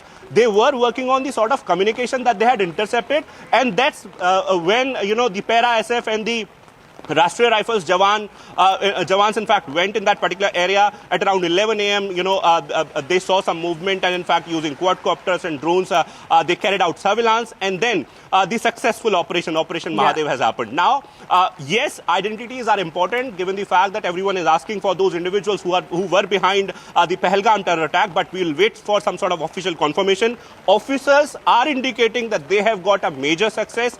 These were individuals affiliated to TRF, possibly an offshoot of Lashkar-e-Toiba, but we'll wait for an official confirmation. It's an interesting day ahead in the parliament where we are expecting the leaders to come out with some sort of more details and also the answers to the questions that the opposition is asking. An interesting day ahead, and it's raining in Delhi as well, and a lot of things are happening. Okay. It's a power-packed day, and viewers will of course enjoy the sort of happenings that we are seeing in Delhi. You continue enjoying the rains in the meanwhile, Akash. We'll come back to you in just a bit. I do want to go across to Shehzad Poonawala and Harishankar Gupta, who've been waiting very patiently. Harishankar ji, if I can begin with you, the opposition going into the monsoon session of the parliament continuously made noises around how they want greater clarification on Operation Sindoor, the Pahalgam attack, 2 of the several issues that the opposition wanted to raise. Of the several statements that have come in from top NDA ministers on day 1 of Operation Sindoor discussion, have some of those questions been answered, Harishankar ji? देखिए ऐसा है, जब सरकार को जरूरत थी, देश को जरूरत थी, तो तमाम अपोजिशन ने एक साथ खड़े होकर सरकार का समर्थन किया। हमारे जो मेंबर ऑफ पार्लियामेंट्स विदेशों में गए, एक भी अपोजिशन के आदमी ने, इंक्लूडिंग कांग्रेस एमपीज, एक ने भी सरकार के खिलाफ में या सेना के खिलाफ में कोई ऐसी बात नहीं कही कि जिसमें देश का सिर नीचा हो। लेकिन आज जब देश के अंदर हम बैठे हुए हैं, पार्लियामेंट में डिस्कस कर रहे हैं, तो ये हमारा कर्तव्य बनता है कि देश की जनता जो चाहती है, देश की जनता जो सवाल पूछना चाहती है, वो विपक्ष नहीं पूछेगा तो कौन पूछेगा? जिसको आप नॉइज बोल रही हैं, जिसको अब जो रूलिंग पार्टी है बार बार उस बात को नकार रही है और आरोप लगा रही है, मीडिया में जा रही है, वो चीज गलत है। लोकतंत्र के अंदर अगर सवाल नहीं पूछे जाएंगे तो क्या पूछे जाएंगे, और क्या गलत सवाल पूछ रहे हैं हम लोग? आज तक ये पूछ रहे हैं। मैंने नॉइज तो सिर्फ इसलिए कहा क्योंकि शुरुआत से ही लोकसभा में भी हमने देखा क्वेश्चन आवर था, बार बार आपको कॉन्फिडेंस में लाया गया सरकार की ओर से कि ऑपरेशन सिंदूर का हर सवाल का जवाब आपको दिया जाएगा, फिर भी रिपीटेड डिसरप्शंस हो, इसीलिए नॉइज बोला जा रहा है सर, और कोई कारण नहीं है। पर शहजाद पूनावाला जी, कोई बात नहीं, मेरा मतलब उस बात से नहीं था। सवाल ये है कि कल जो पार्लियामेंट में बहस हुई और उसके अंदर राजनाथ सिंह जी का विशेष रूप से मैं यहाँ पर जिक्र करना चाहूंगा। जो बातें भी उन्होंने कही हैं, वो खुद मुझे लगता था संतुष्ट नहीं थे कि वो क्या कह रहे हैं। उनकी बातों को सुनिए, आप उनकी बातों को समझने की कोशिश करना चाहिए। वो कहते हैं सब युद्ध तो था ही नहीं, ये तो एक कार्रवाई थी। और तमाम सबसे बड़ी बात यह कि सरकार को एक बाहर के आदमी ने, ट्रंप ने कटघरे में खड़ा किया है, एक ने 2-2 इश्यू पे खड़ा किया है। 5 हमारे जेट उसने गिरा ट्रम्प दिए। की बात तो कल जयशंकर जी भी कर चुके हैं और बहुत साफ तौर पे बोल नहीं, दिया मैं भी कि कर रहा हूं, मैं कोई भी कर रहा फोन कॉल नहीं हुआ, कोई बातचीत नहीं हुई, कोई ट्रेड नहीं, की नहीं, बात नहीं गलत हुई, है ना फिर भी ये। वही सवाल देखिए, उठाए जा रहे हैं। आ रही हूँ, हरिशंकर जी आ रही हूँ। Shahzad is also with us, वो आपके थोड़े से प्रश्नों के जवाब देंगे। शहजाद, मेरी ठीक है। Prithveen, first of all, I hope because we are set up in such a situation, there will be patience shown by Harishankar Gupta and perhaps even by you to hear my full argument. Harishankar Gupta ji said that we are all standing together, we are all one when it comes to the nation. Then Mr. Harishankar Gupta must tell us that why don't they stand with Dr. Tharoor? Dr. Tharoor has explained that there is no third-party intervention. Dr. Tharoor has explained that nobody surrendered. Dr. Tharoor has explained that there is no ceasefire. Yet these people don't stand with Tharoor and Manish Tiwari, and from what I gather, they are not going to get an opportunity to open their mouths in parliament. So forget standing with the government, you don't even stand with your own MPs. As far as getting stuck in traffic is concerned, Kritzwin, it's fine to get stuck in traffic, but it's very bad to get stuck in the old normal of Rahul occupied Congress. And just bear with me for 30 seconds. What Aman was alluding to, morning 9 a.m. P. Chidambaram says Pakistan is not involved, it's a homegrown terror. Morning 10 a.m. Pramod Tiwari and Imran Masood back his claim. Morning 11 a.m. TMC MLA says terrorists are not killing tourists. Morning 2 p.m. Rahul Gandhi refuses to applaud the Sena. 3:30 p.m. Kalyan Banerjee says Pakistan occupied Kashmir is actually Azad Kashmir. At 5:30 p.m. Gaurav Gogoi becomes the headlines in Pakistan because of the statements he made on Indian jets. At 7:30 p.m. Pranati Shinde says that this Sindoor is a tamasha. And at 9 p.m. Imran Masood questions the timing of Operation Mahadev. Sena ka apman, Pakistan ka gundan has become Congress's only pehchan. And I wish Harishankar Gupta could tell us whether he stands by Chidambaram's statement that Pakistan is not involved. Just like in 26/11 they gave a clean sheet. Just like in Pulwama and Samjhauta they gave Pakistan a clean sheet and they blamed Hindus. And now in Pahalgam from Robert Vadra to Mr. Chidambaram, they come and give a clean sheet to Pakistan, say Tamasha hai Sindoor, and they expect us to buy their argument? Mr. Harishankar Gupta, take a position on this. Why aren't you allowing Mr. Tharoor to speak in Parliament? Take a position on this. Okay, all right. We have related information coming in as well, Shehzad. So, just a few seconds and then Harishankar ji, I'm coming back to you.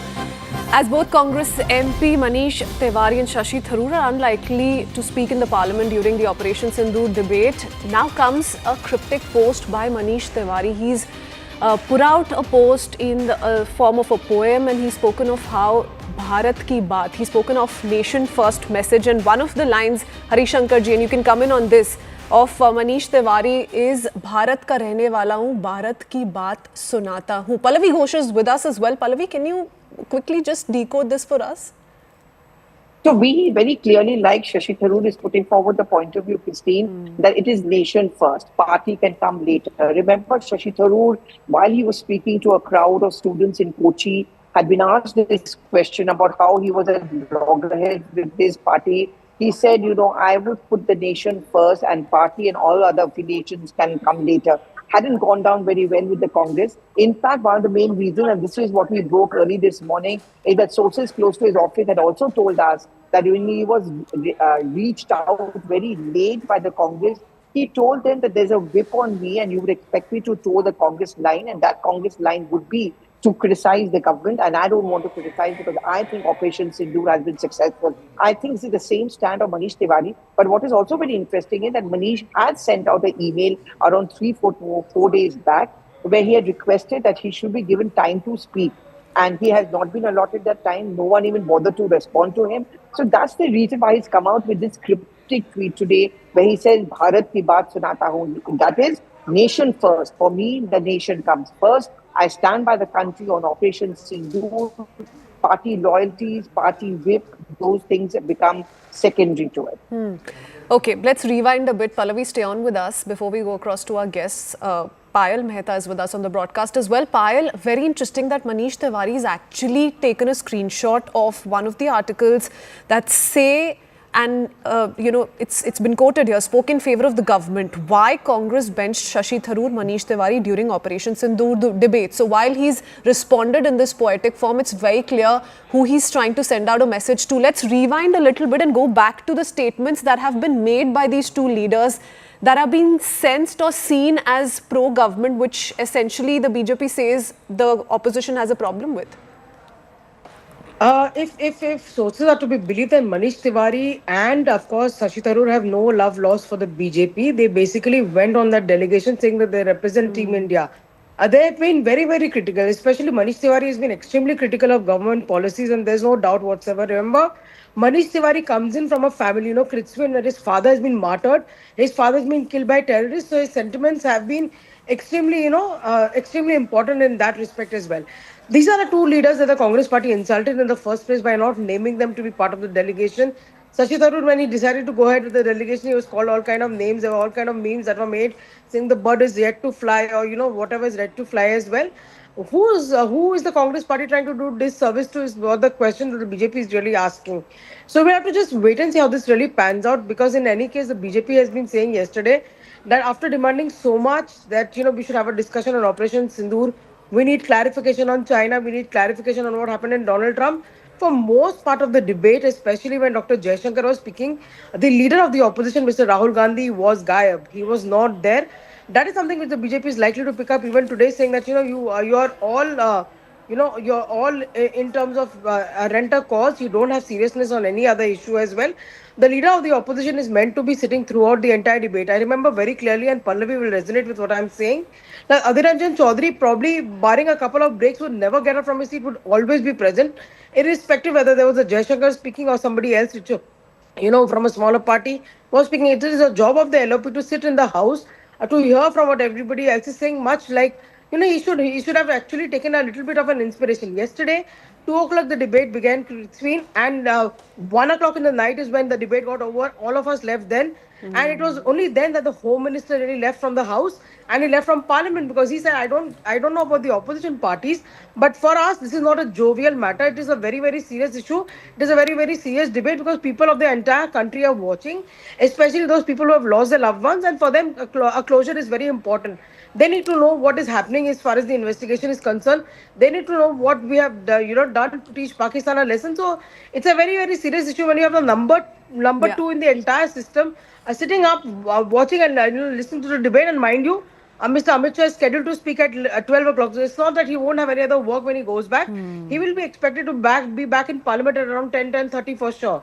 Okay, the government of the day's approach is expected to be no different than it was on day one of the Operation Sindoor debate. Payal, many thanks for joining us for those details. We'll come back to you in just a bit, urging Shehzad Poonawalla and Harishankar Gupta to stay on with us as well. We'll be right back.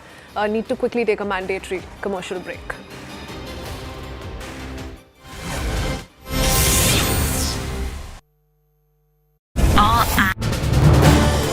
This is News 18 Network.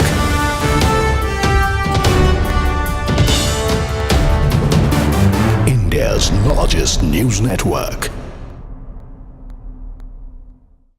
All right, we're getting some breaking news at the top of this bulletin. At least 5 people were reportedly killed, including a New York Police Department officer, in a shooting in New York's central Manhattan.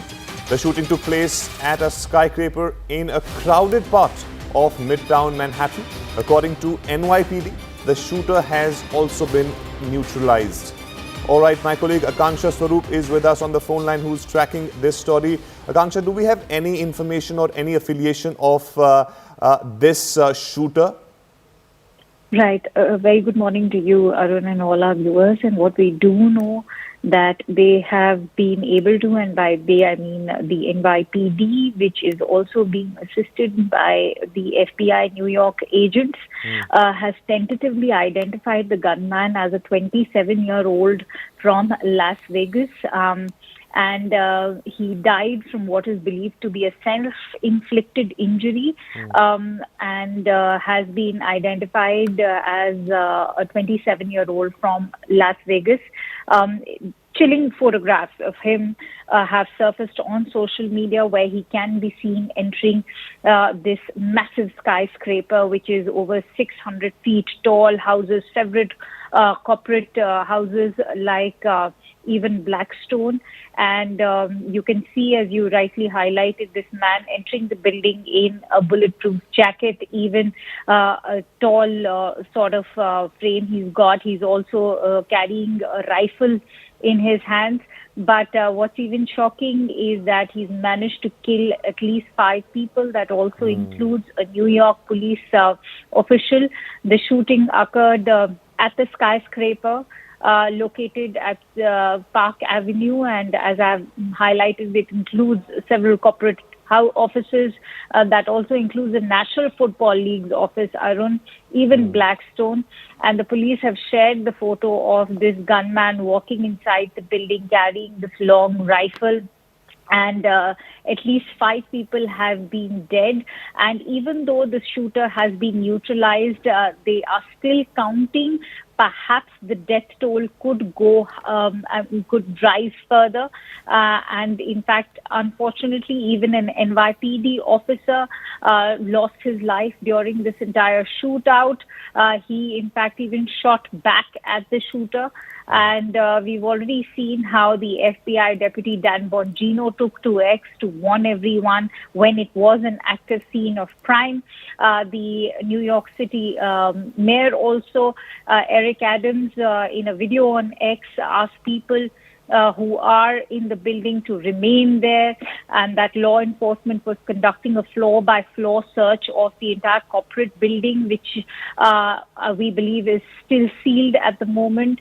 And several victims have already been rushed to a nearby hospital as they are being treated over there. So what we can see is that the FBI is currently assisting the NYPD on the scene of this Manhattan shooting.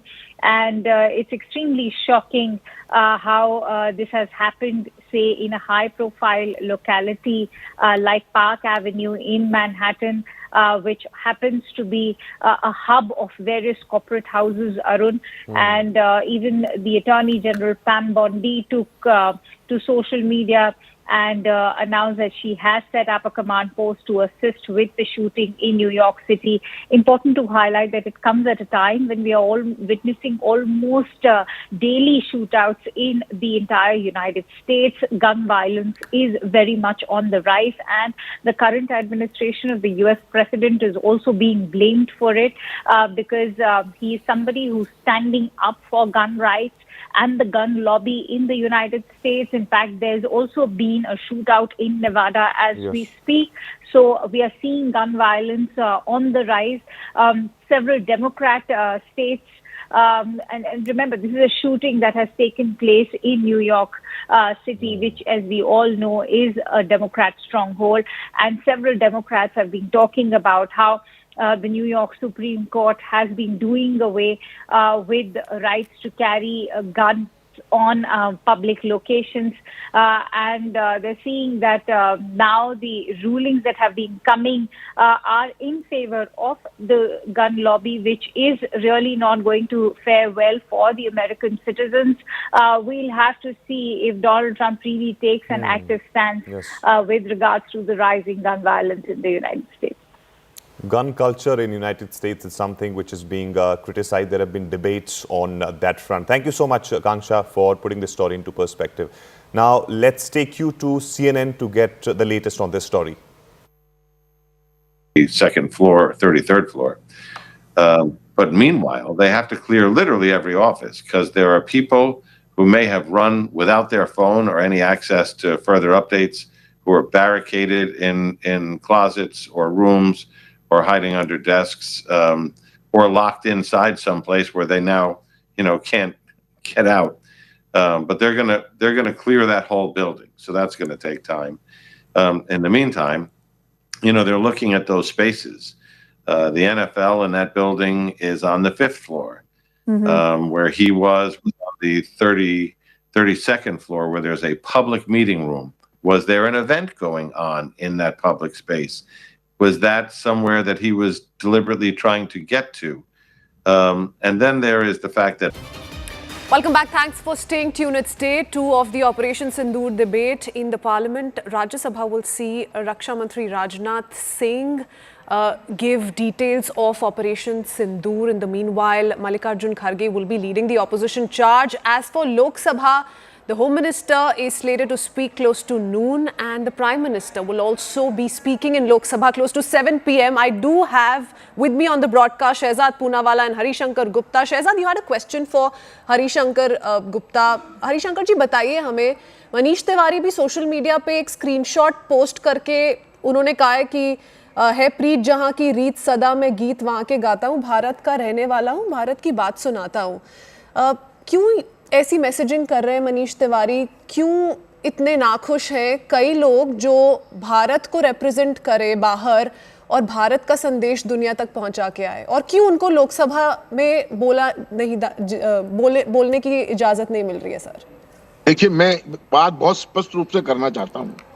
Her party का एक stand होता है और party के निर्देश होते हैं, party की बातें होती हैं. कांग्रेस पार्टी से कहा गया बाहर भेजने के लिए 5 आदमी का डेलीगेशन कांग्रेस पार्टी ने ईमानदारी से भेजा. शशि थरूर साहब को कांग्रेस से बात नहीं किया तो भाजपा गवर्नमेंट ने सीधा शशि थरूर से बात किया, उनको कांग्रेस की सहमति के बिना भी बाहर भेज दिया गया. सवाल ये नहीं है कि शशि थरूर ने अपने आप जाकर कोई गलती किया है, लेकिन कांग्रेस पार्टी एक नेशनल पार्टी है, उसका एक अपना स्टैंड है, उसकी नीति है. बैठ के बात करने की जरूरत थी. जो 5 लोग हमारे गए थे, आप मुझे बता सकते हैं शहजाद पूनावाला कि किसी ने भी सरकार के खिलाफ कोई बात किया, देश के खिलाफ कोई बात किया? अब जहां तक मनीष तिवारी का सवाल है, हरिशंकर जी वही तो बोल रहे हैं, देश के खिलाफ बात नहीं करी, जाके वार्तालाप करी बाहर जाके. तो जो बाहर गए हैं, जो आपको सबसे एक साफ पिक्चर दे सकते हैं, उनको क्यों नहीं बोलने दिया जा रहा है पार्लियामेंट में? यही तो सवाल है सर. नहीं तो पार्लियामेंट में जो हमारे नेता विपक्ष है वो बोलेंगे. हर आदमी को तो बोलने का मौका नहीं होता. ये तो पार्टी डिसाइड करती है, ये तो पार्टी डिसाइड करती है. Shahzad, democratic process in the Congress is being followed very religiously. BJP के अंदर भी अगर बोल रहे हैं तो अगर बीजेपी में कल ये कहते हैं कि प्रधानमंत्री को वहां मौजूद होना चाहिए था, प्रधानमंत्री वहां नहीं बोले तो ओके. हरिशंकर जी, शहजाद की बात सुन लेते हैं. Shahzad, Harishankar ji said that हमारी एक पार्टी का स्टैंड है. Chidambaram ji says Pakistan is not involved. This is not against party line. Praniti Shinde calls Operation Sindoor Tamasha. This is not against party. Harishankar जी एक minute sir, बहुत समय नहीं है, बहुत सारी चीजों की बातचीत करनी है. 2 मिनट रुक जाइए, उनको भी बात करनी है. Richwin, the problem with this format is, and I've requested TV channels to let's have a more organized debate in studios. Nonetheless, that's your call, but now please at least do this one by one. Go ahead, because we put in a lot of effort to speak. Thank you. So having said that, look, Mr. Harishankar said that party ka stand hota hai, so Chidambaram saying that Pakistan is not involved is not against their party stand. Imran Masood doubting Mahadev operation is not against party stand. When Praniti Shinde says Operation Sindoor is tamasha, that is not against party stand. What is against the party stand? Shashi Tharoor saying that I will not compromise on India's interests. What is against party stand? Manish Tiwari saying that there was no third party intervention and that Operation Sindoor was a success, not a failure or chutput. So this shows that Congress is today aligned with the Pakistani stand, and therefore anybody who takes a non-parivarik, non-Pakistani stand is silenced and put on Maunrat. Secondly, Manish Tiwari has not just shared a screenshot or a poem, but he has put the news report that he and Tharoor have been silenced because they took the stand of India in Operation Sindoor. What more is left? This is your own party person saying that the patriots have been silenced and Pakistani paras are being allowed to speak. Okay. Harishankar जी, एक एक करके लेते हैं. आपकी party proof की बात कर रही है ना? प्रूफ दीजिए. चिदम्बरम जी नहीं, शहजाद ने चिदम्बरम जी का नाम लिया. ये बताइए उनके पास क्या प्रूफ है कि होम ग्रोन टेररिस्ट है या पाकिस्तानी टेररिस्ट है? सर शहजाद की बात में समझ गया पूरी तरह से, मुझे जवाब देने दीजिए. चिदम्बरम साहब ने कभी ये नहीं कहा कि ये पाकिस्तान से आए लोग हैं. वो ये लगता है उनको कहना ये था कि इन्वेस्टिगेशन नहीं हुई है, हो सकता है कि ये लोग हमारे यहाँ हिंदुस्तान के टेररिस्ट हो. ये क्या बात हुई? ये जो इनको कन्वीनियंस है, जो स्टेटमेंट इनको कन्वीनियंटली लगता है कि हमें सूट करती है, वो बता रहे हैं. उनके मुंह में शब्द डालने की कोशिश कर रहे हैं. ये बिल्कुल गलत है. चिदम्बरम साहब ने कभी ये नहीं कहा कि वो पाकिस्तान से नहीं आए थे और यहाँ से थे. उन्होंने कहा कि इन्वेस्टिगेशन होना चाहिए. अभी तो ये नहीं पता लग पा रहा है कि ये पाकिस्तान के लोग थे या हिंदुस्तान के लोग थे. जहां तक शहजाद की बात, शहजाद ने अभी कहा मनीष तिवारी के बारे में, शशि थरूर के बारे में, भाई हम नहीं बात करते उनके बारे में, हम नहीं जवाब देते उनके बारे में. आप जो 5 लोग हमारे गए थे, आप उनके बारे में बताइए कि उन्होंने क्या कहा वहां. उनको याद है आपको? रिकॉर्ड कीपिंग का काम मत करो। शहजाद की 2 बजे ये हुआ, 3 बजे ये हुआ, 4 बजे ये हुआ, ये काम आपका नहीं है। आप ये बताइए कि हमारे जो 5 लोग गए थे, सरकार के खिलाफ उन्होंने कोई बात किया? सरकार के खिलाफ, देश के खिलाफ कोई बात किया? सर यही तो सवाल आपसे पूछा जा रहा है। सरकार के खिलाफ कोई बात नहीं किया, पर आपकी पार्टी के खिलाफ बात कर रहे हैं। अब सोशल मीडिया पे मनीष तिवारी ने जो कहा है उसका आप क्या मतलब निकालेंगे? अगर उन्होंने सोशल मीडिया पे वाई Congress bench Shashi Tharoor Manish Tiwari during operation Sindoor का स्क्रीनशॉट लिया है और अपनी कविता के थ्रू ये बोला है, भारत का रहने वाला हूं, भारत की बात सुनाता हूं, जय हिंद, इसका आप क्या मतलब निकालते हैं सर? तो इसमें क्या बड़ी बात होगी? ओके, इसमें क्या बड़ी बात है ये मुझे बताइए। ओके, अगर मैं भी कहता हूं ये बात, मैं कांग्रेस की तरफ से डिबेट पर बैठा हुआ हूं, there's nothing more to it, Shahzad, there's nothing more to it। Harishankar जी, कम समय, उनको अपना पक्ष रखने दीजिए। क्या हरिशंकर जी ने कहा कि हम थरूर जी की बात नहीं करते। थरूर जी को एक्सटर्नल अफेयर्स कमेटी का, स्टैंडिंग कमेटी का अध्यक्ष कांग्रेस ने बनवाया है। वो आज की तारीख में standing committee on external affairs के हेड है। उनकी बात नहीं करोगे? उनसे दिक्कत क्या है? और दूसरी बात, हरिशंकर जी, आपको तो 26/11 भी हिंदुत्व प्रोजेक्ट लगता है, आपको पुलवामा में भी हिंदुओं का और भारत का हाथ लगता है, आपको समझौता और मालेगांव में भी पाकिस्तान का हाथ नहीं दिखता। और चिदम्बरम जी को बोलिए कि टीआरएफ हुआ है। सर प्लीज बीच में मत बोलिए, सर प्लीज बीच में मत कीजिए। हरिशंकर जी, आप अपनी उम्र का लिहाज कीजिए प्लीज। अरे मैं ठीक है यार, let me complete, sir. TRF has already been named as the prime accused in this particular case. TRF लश्कर-ए-तोयबा का फ्रंट है, अमेरिका ने उसको ऊपर प्रतिबंध लगाया है, इसके प्रमाण हमने दिए हैं। NIA ने फॉरेन टेररिस्ट की बात की है ऑलरेडी अपने FIR में और बाकी इन्वेस्टिगेशन में, और आपको पता नहीं एक फॉरेन टेररिस्ट कम से कम कल ऑपरेशन महादेव में मारा गया है। तो मुझे लगता है कि पाकिस्तान की यहां पर आकर परस्ती करना बंद कीजिए कांग्रेस पार्टी के लोग। TRF नहीं किया तो किसने किया? 26/11 किसने किया? ओसामा बिन लादेन कहां मिला? किसने किया था पार्लियामेंट पे अटैक? किसने किया था जो बॉम्ब ब्लास्ट होते थे यूपीए के जमाने में? किसने किया? पाकिस्तान ने नहीं किया। Also, Harishankar ji, I think it all comes down to one thing. While you want to give the benefit of doubt to Mr. Chidambaram, it all comes down to the fact that this has shaken the conscience of each and every Indian. Pahalgam attack has hit us hard. And giving a clean chit, even in an indirect fashion, to Pakistan doesn't go down well with the people of the country, sir. Even before investigations have concluded, making a statement that comes off as insensitive is something that is being questioned. That's the truth.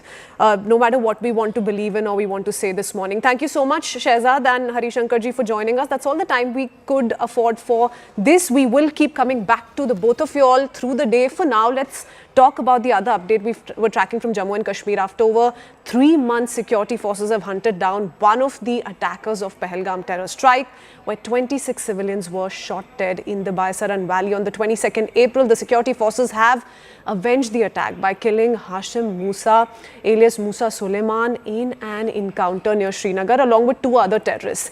Suleiman was a Lashkar-e-Toiba terrorist and a former commando of the Pakistan Army's elite unit, the Special Service Group. He was also suspected to be behind several other terror incidents in Jammu and Kashmir. A key breakthrough in tracing the Dachigam hideout came from a communication device that had been under surveillance since the 22nd of April, since the Pahalgam attack. Top security sources have told your channel that a suspicious call made from this device 2 days ago triggered immediate red flags within the security grid. We have reactions on this big story as well. Listen in. अभी operation is still continue, ठीक है ना. It was an operation which is quite prolonged for a long time, ठीक है ना. That is still continuing, but in which Jammu Kashmir police, paramilitary and army, they have an exchange of fire in the higher reaches. So as per the interior reports, 3 bodies are being observed and seems to be neutralized. So this is all, but still it is operation, so I would not like to divulge much at this moment. We will share details with you at an opportune time. अभी तक तो पूरी तरह से वो confirm हुआ नहीं है. कंफर्म हो जाए तो अच्छी बात है. जिस दिन से पहलगाम का हमला हुआ 22 अप्रैल से, उस दिन से आज तक हमारे फोर्सेस जो हैं, चाहे पुलिस हो, चाहे पैरामिलिट्री हो, चाहे आर्मी हो, इनके पीछे हम लगे रहें. अगर आज इनमें से एक भी जो है एनकाउंटर में मारा गया तो अच्छी बात है.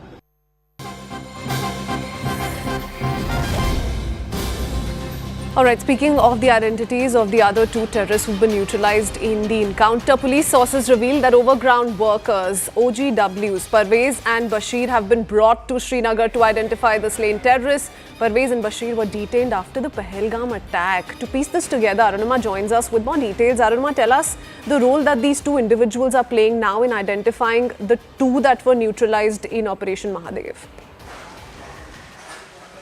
See, other than the victims, the survivors of the terror attack, Parvez and Bashir Ahmed are the only two people who have seen the terrorists who have carried out the Baisaran terror attack. So once these three terrorists were gunned down in Dachigam yesterday, while scientific investigation was on, one of the sure shot way of identifying was to take Parvez and Bashir, eyewitnesses in a way, to see whether they can identify Hashim Musa and the other two. The names we have been given are Yasir and Abu Hamza.